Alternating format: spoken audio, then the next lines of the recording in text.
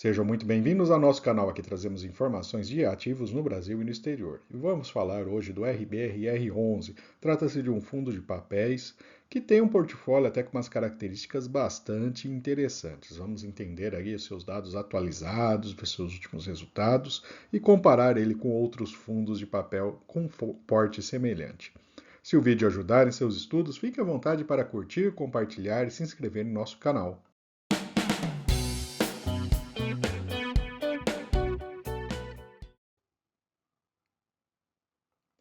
Vamos começar então trazendo a avaliação dos ativos do portfólio, né? Periodicamente o RBRR11 faz uma avaliação e atribui um rating, né, aos seus ativos. A gente tem aqui um dado interessante que 42% do portfólio apresentou a manutenção do rating e rating elevados tivemos 29%, né? Tivemos 3% aí com a classificação reduzida. Então é um dado bem positivo, né? O fundo acompanha aí a evolução dos seus devedores e com isso, né, mantém aí o portfólio dentro de um patamar de segurança. Vamos falar então de resultados, né? O fundo apresentou aí a receita na ordem de 13,577 em junho, né, o último mês computado aqui no relatório mais atualizado. Uma correção monetária de 4,6 já foi maior, né? A gente teve aí os indicadores de inflação, né, subindo um pouco ali recentemente.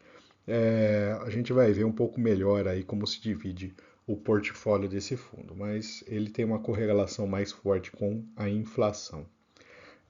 E com isso aí ele conseguiu distribuir 14,4, foi um valor ligeiramente acima do resultado final, que foi de 13,8. Ele usou parte das reservas, reservas essas que foram acumuladas ali no mês anterior. E com isso, ele subiu um pouco a sua distribuição, veio 85 centavos nos últimos 2 meses e subiu para 0,96. Aqui temos a rentabilidade, né? A gente tem aqui o IPCA em junho 3,69, né? E o spread ali de 7,76. Esse é o resultado médio do fundo. A gente observa aqui um ligeiro aumento na sua distribuição, então, né, ele vinha num patamar de 0,85 e subiu aí para 0,96, que é a melhor distribuição ali nos últimos 12 meses. Então, o fundo, com esse resultado não recorrente no mês anterior, né, ele conseguiu aí ampliar sua distribuição. E aqui a gente vê claramente essa receita não recorrente que aconteceu no mês de maio, né? E ainda ele tem uma reserva de 26 centavos por cota ali para usar, caso eventualmente aí ele tenha uma diminuição de receita em algum mês. Vamos falar do portfólio, são ativos de papéis, né? A maior posição é um galpão logístico ali, né? Um contrato de aluguel no CD da Leroy Merlin, em Cajamar. Então ele tem uma taxa de IPCA mais 7,25%, né? Ele está com o fundo XPlog, né? Então você que é investidor XPlog, uma parte da dívida desse fundo ele paga para o RBRR11, né? O JK Financial Center, né, também de outro fundo imobiliário, RCRB11, né, está pagando IPCA mais 6,4%, né, ele foi lastreado nessa operação desse contrato e locação desse edifício, né. E o Brooksfield JK, indexado ao IPCA mais 6%. Também lastreado em outra laje corporativa, né, então, essas são as três maiores posições do portfólio. A gente percebe ali, né, são posições bem lastreadas, ali, operações de fundos imobiliários. Vamos falar agora da evolução, né, dos resultados, né? A gente tem ali a variação do patrimônio líquido mais os dividendos, então pagando aí 152% CDI no período. Se a gente colocar a variação da cota, né, mais os dividendos, a gente tem aí nesse período 128% CDI. É um período até longo, né? São aproximadamente aí 6 anos, né, de janela que a gente tem.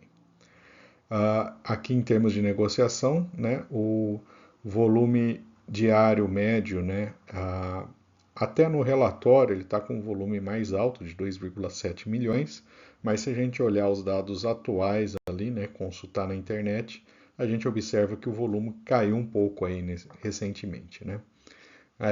Mas é um fundo que historicamente, como vários fundos de papéis, né, costumam ter aí um volume em patamar mais elevado.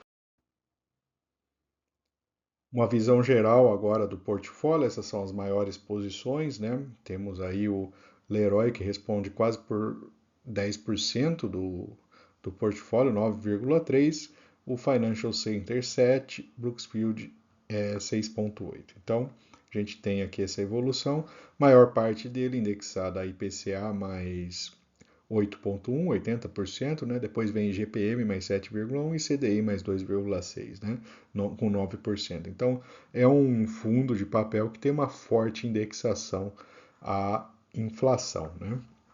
78% da carteira, né? Tem risco corporativo, né? Então, essa é uma visão também a respeito do fundo. Em termos do setor imobiliário, né, 38% galpões, 32% lajes corporativas e 28% residenciais. Classificação de risco, que eu comentei no começo do vídeo, né? Houve a elevação da classificação de risco, mas 92% deles apresentam aí uma classificação acima de A, né? Então, é um portfólio ali que tem uma característica mais segura.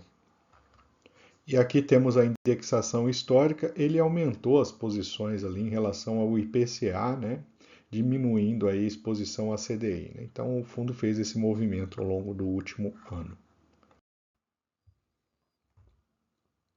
Vamos falar agora dos dados do RBRR11 em relação a outros fundos imobiliários de porte semelhante de papel, né, da bolsa. Olhando o dividend yield dele é mais baixo do que os demais, né? Então, por conta de ele ter esse patamar aí de classificação de risco mais alto, né? A taxa dele acaba sendo um pouco menor. Relação preço-valor patrimonial 0,96, a gente percebe aí que bem próximo dos demais. O fundo ele perdeu 10% de dividend yield nos últimos 3 anos, né? Parecido com alguns outros, como o VRTA11 e o VCJR11. Liquidez, né, como eu comentei, caiu um pouco, né? E a categoria como um todo costuma ter liquidez aí um pouco mais alta, mesmo fundos com porte até menor. São 132 mil cotistas, 5,6% em caixa e um patrimônio de 1,4 bi. Sua taxa de administração é mais baixa que os demais aqui, né? Só perde aí para o HGCR11, né? Mas é um valor mais baixo aí do que vários outros fundos de porte semelhante. O histórico de investimento, quem investiu há 1 ou há 2 anos atrás, né? A gente tira esse retrato ali comparando o que teria acontecido desde então, né? Um ganho total de 14,6% ou de 16,2%, os dois resultados acima da inflação. Então é um fundo aí que teve um resultado no histórico recente bem interessante para o cotista. No gráfico temos aqui a evolução da cota, ela atingiu um mínimo ali entre dezembro de 22 e janeiro de 23, né? Mas ainda ela está longe ali do valor que ela apresentava ali em 2019, né? Ela precisaria subir aí pelo menos uns 10% para ficar próximo aí desse valor. Dividend yield de 10,2%, como a gente já viu, né? E o rendimento médio mensal de quase 82 centavos, né? Sua liquidez, né, média diária que apresentou uma queda ali, né, conforme a gente vê no indicador. E são 132 mil cotistas.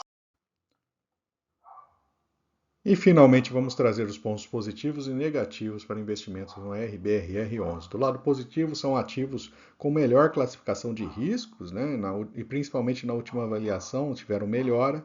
Receita não recorrente permitiu aumento da distribuição no último mês, taxa de administração mais baixa que outros fundos semelhantes e o resultado recente bastante positivo, tanto de quem investiu há 1 ou 2 anos atrás. Do lado negativo, a gente tem um dividend yield mais baixo do que outros fundos de porte semelhante. A queda do dividend yield em 3 anos, né, foi uma queda relevante.